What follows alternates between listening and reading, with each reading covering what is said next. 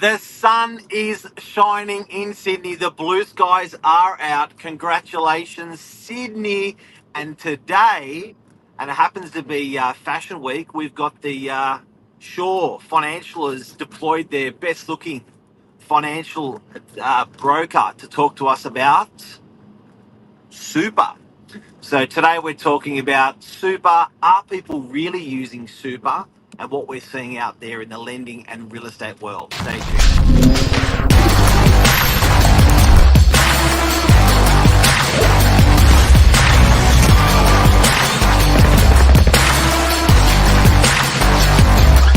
I'm the ringleader, so listen up. The broker from the back page joins us this morning, Zach Constantino. You might recognize him from the List magazine. He's on the back page. That's me. Thanks for the intro, Billy. There he is. I'm honoured that you keep a picture of me so close to you in the morning, Mark. Every week, printed Fridays. No, I love it. All my details are on the back there, so if you need anything, if you reach out to Billy, he's got them all as well, so happy to help anyone. But what are we talking about this morning, Mark? Just call him. Yeah, this is really interesting. So you've got some interesting intel for us because the question we asked you, we said, "Love, mate, we're going to talk about this on socials on our show." Is the amount of people actually executing, actually doing something with their super money a lot more than I thought when I heard the sort of high level numbers from yourself and from Shaw. Unbelievable. Yeah, it's a large portion of our business, or my business at least, that arranges pre-approvals and does lending for new purchases in a self-managed super fund, which, in the last couple of years has seen a bit of an uptick. I think people are realising there's an opportunity in putting that money in property, and I guess from where I sit, it's a leveraged opportunity. So you actually gain more exposure to a market, being the property market, with the same amount of funds you would have if you were to invest in shares or something like that. Yeah. This is a really nice topic. How much money do people have in their super? It does vary, but I think Billy's got a little graph for us. Glad you asked. Let me show you. Wah. Median balance June 2021. That's a sexist graph. You can see the breakdown. That's how the ATO delivers it. So sexist. Men have got more money than women. Wonder why? I think that's because of they're probably knocked out a little bit when they make babies. Yeah.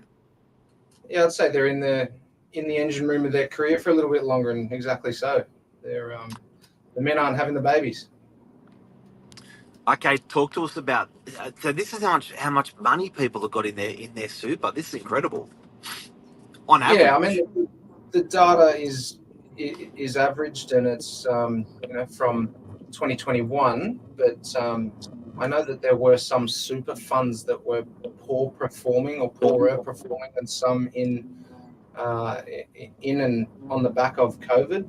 And I think that has been a bit of a catalyst to what I've been seeing in the last 18 months, is that people have been establishing a self-managed super fund. So, rolling out of their industry fund and creating a self-managed super fund with their mum and their dad, or their partner, their spouse. Some people are going in. You can go in with, I think, up to 6 members, and you don't have to be related. Wow. And what they're doing is they're using, as little as $150,000 combined as that 20% or 30% deposit to purchase a higher yielding investment property. So they're actually going into those markets that are, outside of the major capital cities or in those growth regions. I mean, I've seen a lot of people purchase in their self-managed super fund in Adelaide, in Perth, in the fringe of Melbourne, and that's for that lower price point. So, you're purchasing for $500K. Yeah, it is so interesting. And I love the I love looking at the age splits. So what does your typical customer look like? Are they, you're talking about people sort of switching on the light bulb and the idea of around 30 years old. They're in the engine room. What are they then doing as their next step? Yeah, it does vary, but it's all sort of consistent in a particular demographic, and it's in that accumulation phase. People who are, either double income, no kids, or have a small family, or have a young family, and they're, between 35 and maybe 45, even up to 50, and they've got a balance in one super fund plus their partner's a second super fund, and it amounts to what you could use as a deposit. And then it comes down to what they're looking to buy, and there are some very creative structures and purchases depending on what your income streams are. Especially for those self-employed people.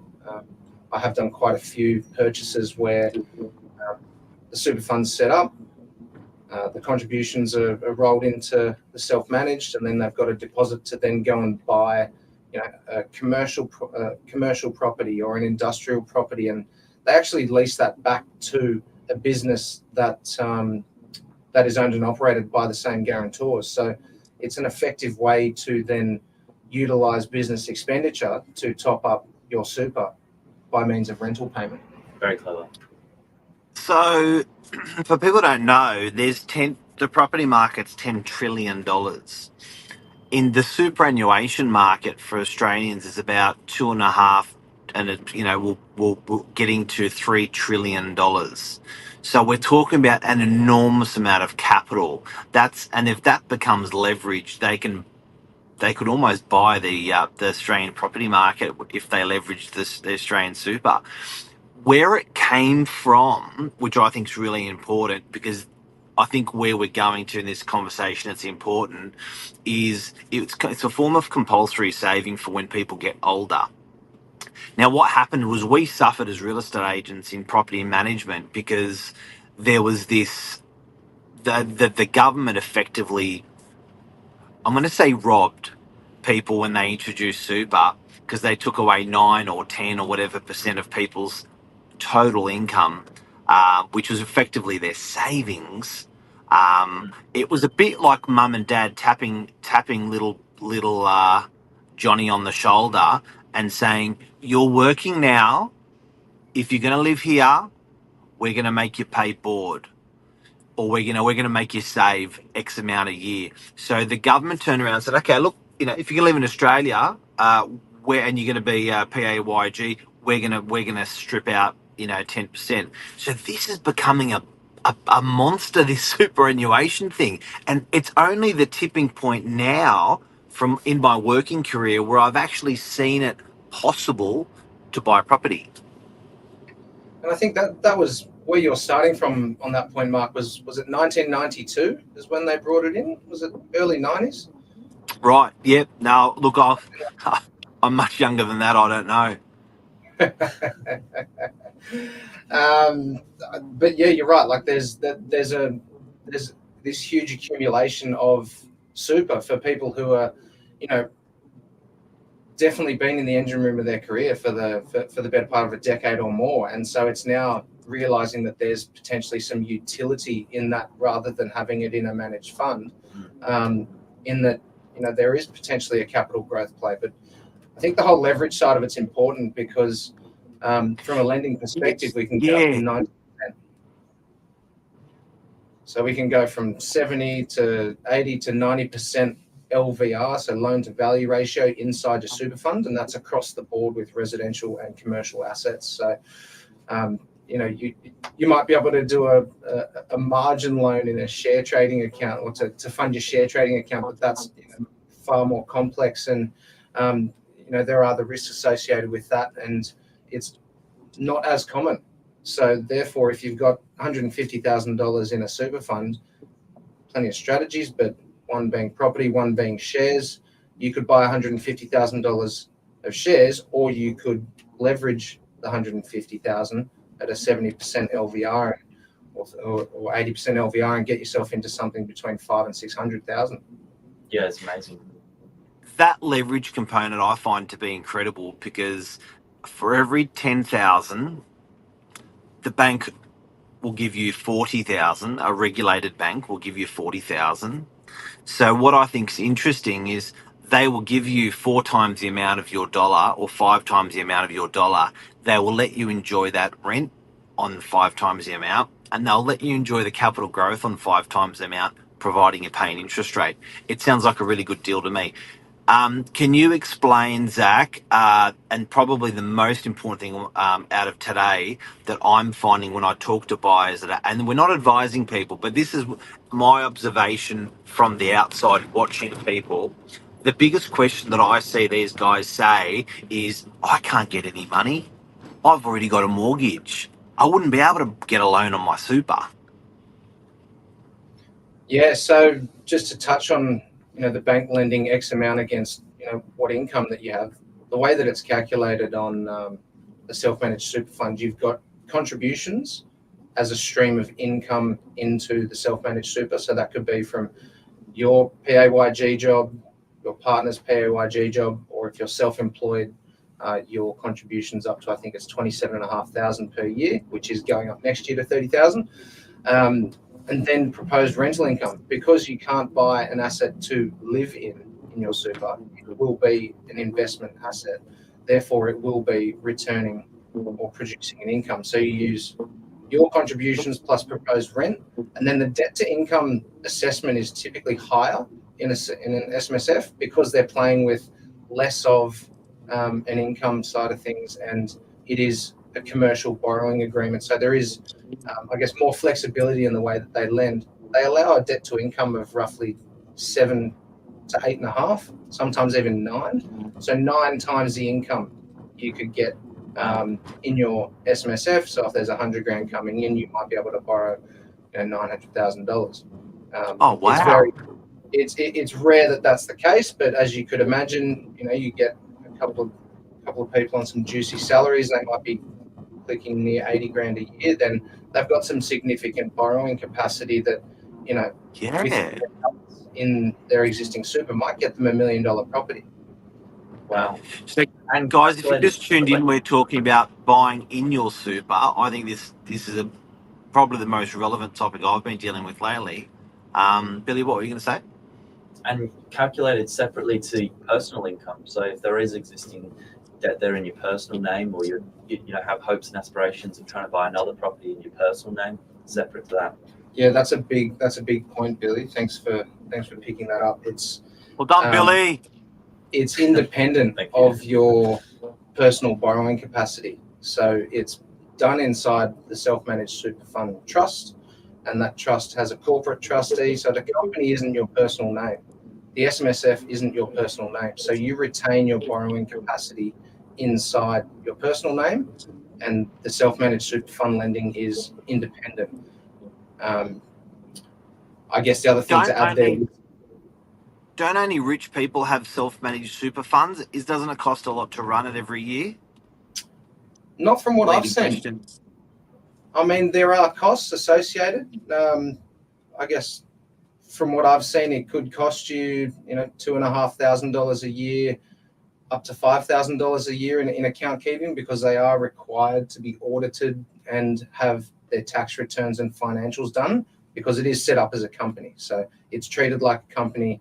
It's audited and reviewed like a company at tax time, but it's obviously within your self-managed super.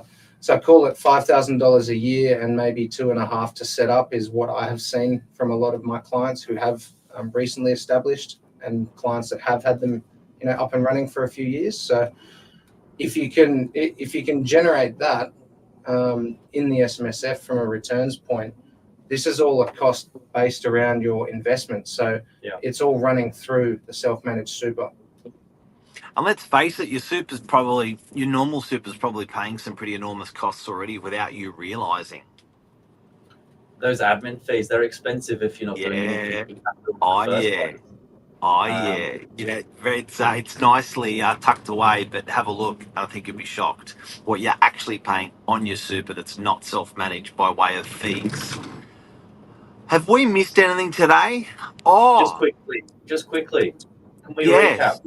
What's the top, say, 5 things people are buying? Because you had some interesting comments off air about that. Yeah, look, residential investments, so houses that people can live in that you rent out. Yep. You've got commercial properties, so something that's got a shop front, or something that might house, say your business if you're a dentist, or if you've got a business of your own that has retail presence, then you might be able to purchase in your SMSF and then rent it back to your business. And then industrial purchases, warehouses, they're getting pretty common. And I know that there's a few good ones flying around in your book. So Yeah. as I said, the price point's key, and it all comes down to the review of what income's coming in and what the proposed rent is going to make up from that. And using the existing balance as a deposit, it's people are doing it with as little as $120,000.